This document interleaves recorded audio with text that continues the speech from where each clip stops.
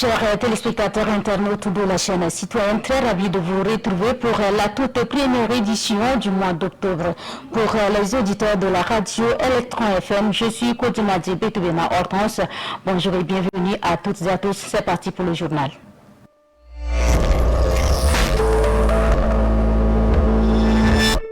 La politique s'invite à l'entente de cette édition. La mairie centrale a reçu de ses partenaires des équipements de travail. Ces équipements sont composés de brouettes, pelles, gilets, gants et tant d'autres. Ce geste louable permettra à la commune de N'Djamena de gérer les risques liés aux inondations, sinon renforcer la résilience climatique des institutions locales et des populations. Mr. Victor nous fait le point.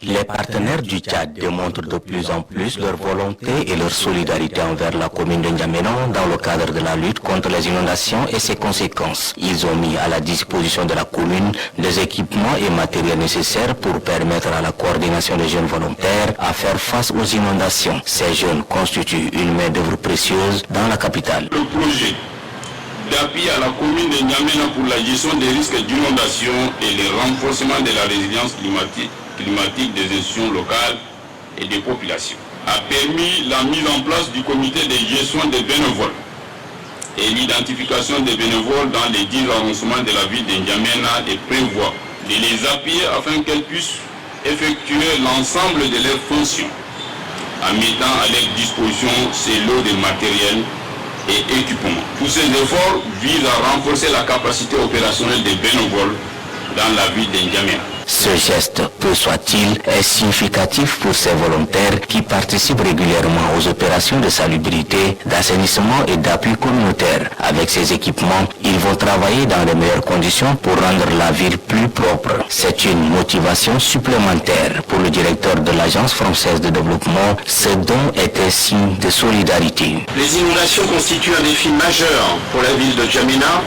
comme pour une grande partie du territoire national. Elle menace non seulement les infrastructures et les habitations, mais aussi la santé et les moyens de subsistance des familles les plus vulnérables. Les matériels et équipements remis aujourd'hui ne sont pas une fin en soi. Ils constituent un outil, un moyen concret pour permettre à la commune et aux volontaires d'agir plus rapidement, plus efficacement sur le terrain, au service de leurs concitoyens. Ce sont des instruments de protection, mais aussi de solidarité et d'engagement. Cette action s'inscrit dans une stratégie plus large de promotion du volontariat urbain. L'objectif est d'impliquer davantage la jeunesse dans le développement local et renforcer la citoyenneté active. Le maire de la ville de N'Djamena de souligner que ces matériels et équipements seront utilisés à bon escient. Votre confiance, chers partenaires, nous honore et votre soutien témoigne de la justesse, de la pertinence de votre vision en faveur de l'accompagnement que vous voulez bien apporter à la commune. À travers vous, nous voyons la solidarité internationale, la coopération et ce qu'elle peut accomplir de plus noble, c'est-à-dire unir les communautés, unir les populations. Ces ressources vont être mises à disposition de la coordination des bénévoles. Et je voudrais cette fois-ci m'adresser à la coordination pour leur dire avec insistance de faire preuve de bonne gestion, de rigueur et de responsabilité dans la gestion efficace de ces moyens. Avec cet appui, les volontaires vont redoubler d'efforts pour contribuer à un environnement plus sain et une capitale plus accueillante. Un soutien salué par les bénéficiaires qui promettent de s'investir davantage pour la propriété et l'image de la capitale tchadienne et la rendre résiliente face aux inondations. La valeur de ces matériels et équipements monte à 58 millions de francs CFA.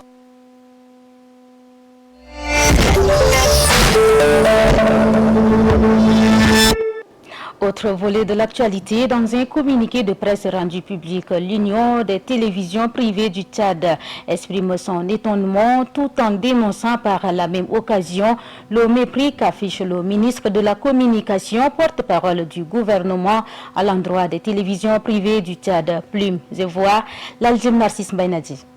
L'Union des télévisions privées du Tchad est mécontente de la discrimination dont elle a été victime. Elle a fait savoir à travers un communiqué de presse rendu public ce 29 septembre 2025 qu'elle n'était pas d'accord de la sélection opérée pour assurer la couverture médiatique de l'accord de paix conclu entre le gouvernement et le comité d'autodéfense à Miski dans la province du Tivesti. Cette discrimination est imputée au ministre de la Communication, porte-parole du gouvernement. Une question d'intérêt national doit être couverte largement par tous les médias qui ont pied sur rue dans le pays. Le ministre ne devait pas sélectionner quelques médias peut-être acquis à sa dévotion pour le déplacement de Miski. Cette affaire avait alimenté des spéculations et des rumeurs les plus folles ces derniers temps. Si le gouvernement a réussi à étouffer dans l'œuf ce que l'on appelle mécontentement de la population de Miski en faisant la paix de braves, il faut saluer et faire écho un peu partout. Ceux qui doivent le faire, ce sont bel et bien les médias de tous bords, de tout calibre et de toute obédience qui devraient en faire leur chou gras pour accompagner le gouvernement dans cette quête de la paix indispensable au développement socio-économique du pays. Malheureusement, les télévisions privées ont été royalement ignorées et sciemment écartées de ces voyages de presse sélectifs. Cette posture ne rend pas service au pays. On doit se débarrasser de certains préjugés et autres oripeaux afin de solliciter tous ces médias à relayer tout ce que le gouvernement fait de bon au profit de la nation. La colère de cette organisation est tout à fait légitime. Cette réaction permet d'attirer l'attention du ministre de la Communication, porte-parole du gouvernement, que désormais pour ce genre d'événements de portée nationale, il faut associer toute la presse nationale et internationale afin de mieux communiquer. Il est inconcevable, sinon impensable, que le ministère de la Communication se livre à ce genre de pratiques dignes de régimes totalitaires. Nous osons espérer que notre sonnette d'alarme aura certainement un écho favorable auprès du ministre de la Communication, porte-parole du gouvernement. Il faut rappeler que son prédécesseur avait organisé un voyage de presse dans le lac avec tous les médias sans exception pour rendre compte à l'opinion publique nationale de la bravoure des forces de défense et de sécurité qui ont mis hors d'état de nuire l'hydre djihadiste qui se métastase dans les îles du lac Tchad. Ces professionnels de l'information avaient pleinement joué leur partition. Un exemple parmi tant d'autres.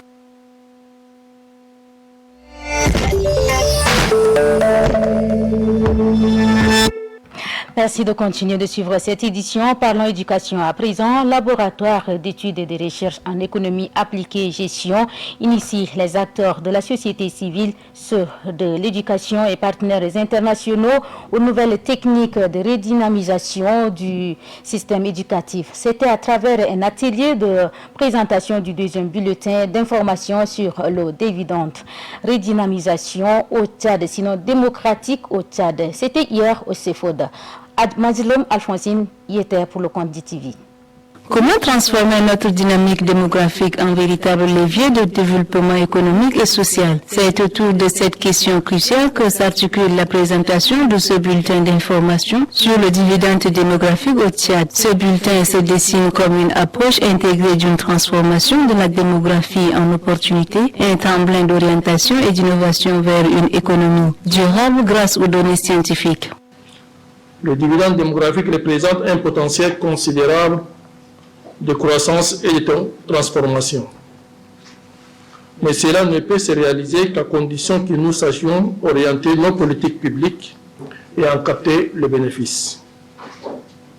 C'est tout l'essence de l'initiative portée par la REC et ses partenaires avec la mise en place de ces bulletins périodiques qui visent à produire, partager et vulgariser des données fiables et accessibles sur les enjeux liés au dividende démographique. Le Tchad est l'un des pays du Sahel ayant un taux de croissance démographique le plus rapide, avec 60% de population composée majoritairement des jeunes, ce qui fait appel à une réponse urgente en vue de renforcer le plaidoyer pour une intégration effective dans les politiques sectorielles. Pour le Tchad, cette perspective signifie que notre jeunesse peut devenir la principale richesse et le moteur du développement économique, social et culturel.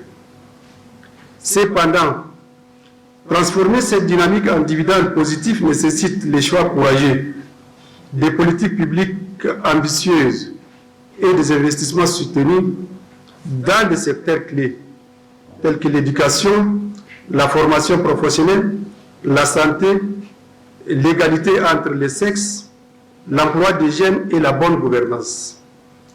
Ce bulletin d'information met en évidence la portée de la transition vers les nouvelles opportunités d'emploi et d'innovation dans le secteur à fort impact industriel, raison pour laquelle le laboratoire d'études et ses partenaires font de la démographie l'une de leurs préoccupations majeures dans le plan d'action. Restons toujours dans les locaux de CEFOD pour dire que lors de cet atelier, le doyen de la faculté des sciences économiques et de la gestion de l'université de N'Djamena, Mohamed Moutarabi, a accentué son intervention sur les recherches scientifiques, l'innovation en vue de repenser les politiques éducatives pour répondre aux réalités du terrain. Ces propos sont recueillis et proposés par Madeleine Alphonsine.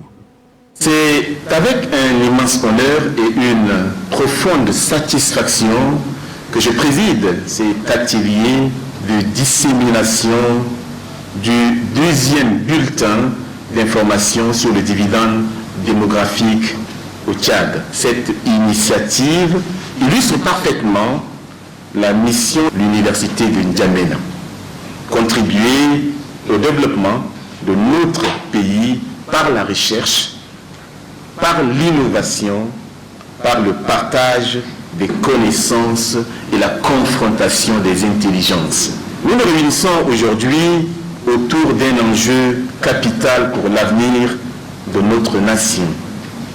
À l'instar de nombreux pays sahéliens, le Tchad traverse une période de transition démographique qui représente à la fois un défi majeur et une opportunité historique. Avec une population jeune où plus de 60% des Tchadiens ont moins de 25 ans, notre pays dispose d'un potentiel humain considérable.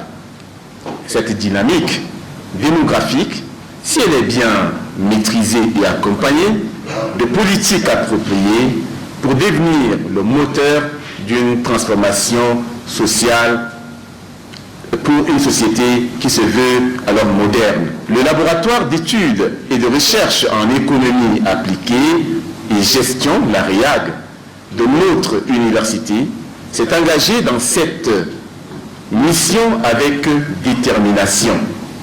Ce deuxième bulletin trimestriel que nous présentons aujourd'hui n'est pas seulement un exercice académique, c'est un outil de plaidoyer, un instrument d'aide à la décision et un catalyseur pour l'action publique.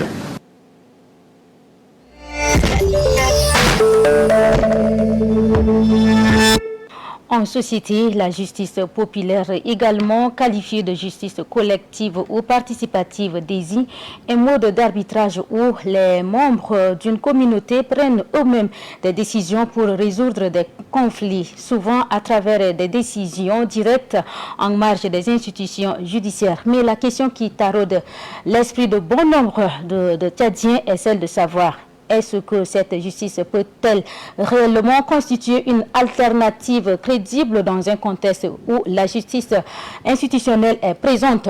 Kouabari Maloum Esther répond à cette interrogation.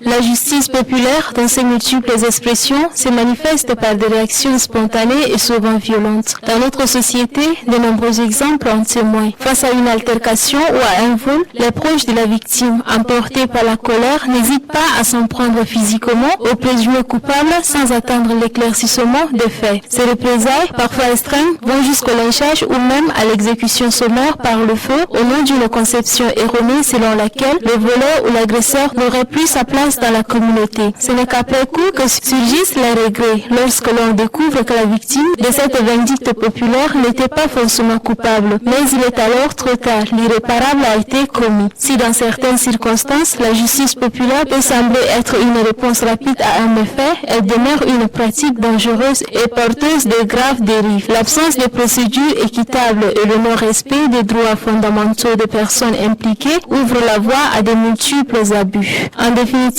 plutôt que de céder à l'instinct de se faire justice soi-même, il est impératif de recourir aux institutions judiciaires et aux forces de sécurité, seules garantes d'une justice impartiale, équilibrée et respectueuse de la dignité humaine. Et dans le même chapitre, toujours en société. Dans le cadre de ses activités, l'Union des syndicats du Tchad, en abrégé UST, a animé une conférence de presse hier à la Bourse de Travail. Cette conférence a pour but de lancer officiellement les activités préparatoires de son 8e congrès ordinaire. Le thème retenu à cette occasion, un regard nouveau pour un dialogue sincère afin de garantir un travail décent pour tous. Bainadji Nicolas nous en dit un peu plus.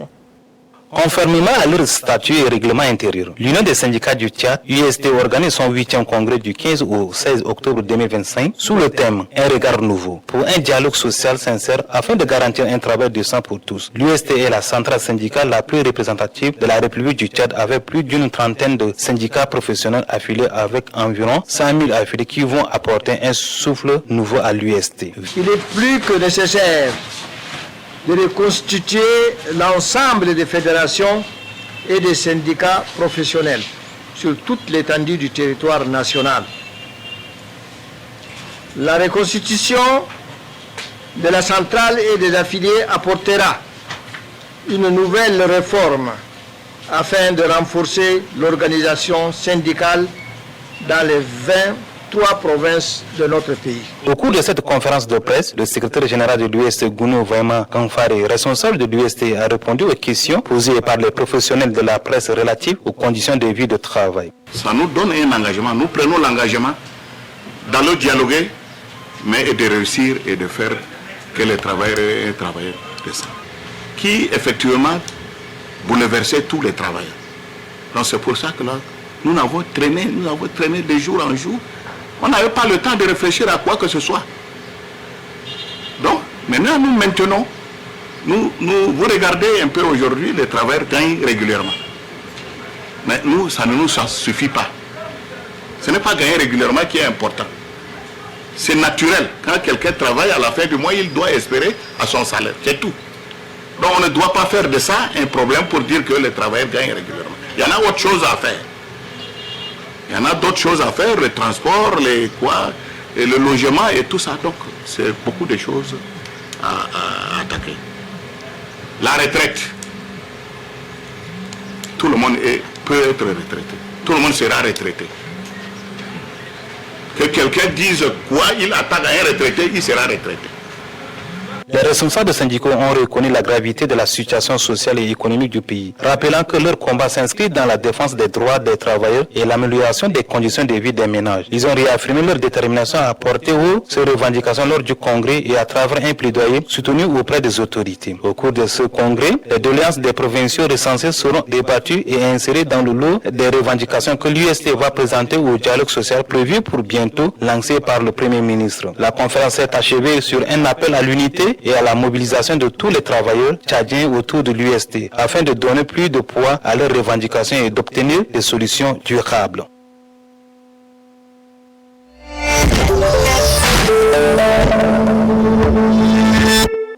De la politique à l'éducation, éducation à la société, parlons à présent santé. Ce 1er octobre 2025, le monde célèbre la journée mondiale d'Octobre Rouge. Cette journée est une campagne internationale organisée chaque octobre de tous les ans pour sensibiliser le monde à lutter contre le cancer du sein.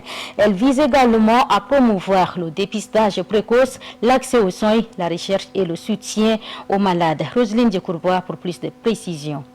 Au Tchad, le cancer du sein est un problème de santé publique croissant. Cependant, les défis liés à la faible sensibilisation, au manque d'équipements de dépistage, à l'exemple de mammographes, les centres spécialisés pour le dépistage du cancer du sein sont des défis à relever afin de garantir la santé maternelle au Tchad. À l'instar de ces défis s'ajoute le phénomène de la pauvreté et les inégalités d'accès aux soins limitent fortement la lutte contre cette maladie. La majorité des femmes atteintes du cancer du sein consultent tardivement, souvent à un stade avancé, faute d'informations et de structures adaptées, ce qui réduit les chances de guérison. Selon nos sources d'informations requises, le pays dispose très peu de centres oncologiques spécialisés. La prise en charge repose surtout dans la ville d'Injamena et beaucoup de patients doivent être référés à l'étranger. Les campagnes comme Octobre Rose jouent un rôle rôle crucial pour briser le tabou social autour du cancer, inciter au dépistage précoce, promouvoir l'auto-examen de sein, renforcer la solidarité nationale en faveur des femmes touchées. Les associations des femmes, les ONG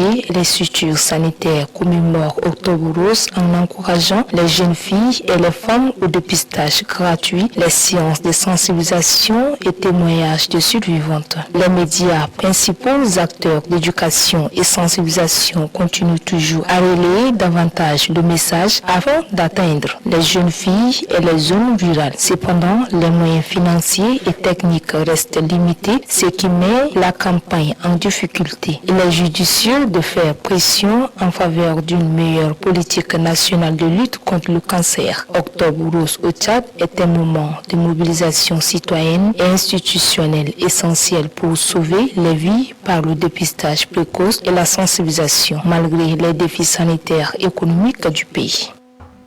Merci Roselyne Djekourbois. L'on constate dans la ville de N'Djamena que le transport de la viande sur les motos soulève de sérieux problèmes d'hygiène et comporte des conséquences inquiétantes en termes de santé publique. Ce transport de viande sur les motos est une pratique qui demande quelques mesures de règles d'hygiène. Frida Aloketem, signe ce commentaire. Les viandes, souvent transportées à l'air libre, sont directement exposées aux particules et aux microbes. Les carcasses ou les morceaux de viande qui entrent en contact avec les sièges et les sols sont exposés aux intempéries de notre pays et surtout à l'absence de véhicules de réfrigération qui attristent et favorisent un risque élevé de contamination de bactériologiques. À cela s'ajoute la forte température qui pourrait provoquer une décomposition et qui naturellement la rend impropre à la consommation. Pour remédier à cela, il va falloir réadapter, mieux moderniser ces moyens de transport en respectant les normes d'hygiène et de température appropriées. Les véhicules frigorifiques pourraient préserver la qualité de cette viande livrée pour la consommation des citoyens de la cité capitale. En vue de lutter contre ce transport et de contribuer à la lutte contre certaines maladies, l'État devrait pouvoir accompagner ses bouchers et transporteurs d'acquérir des moyens de transport hygiéniques. Il serait aussi important que les autorités de tutelle prennent cette situation à bras le corps en créant des abattoirs à proximité et les points de vente. Cette approche contribuera à minimiser ces multiples risques liés à l'hygiène et à mettre en place un système de contrôle régulier et pouvoir former et sensibiliser les personnes impliquées dans ce commerce afin de préserver la qualité de la viande et faire en sorte que ceux qui enfreignent la loi soient rappelés à l'ordre. C'est ici que s'achève cette édition. Mesdames et messieurs, merci à vous de l'avoir suivi. Merci également à toute l'équipe de la régie et les auditeurs de la radio. Au revoir et à demain.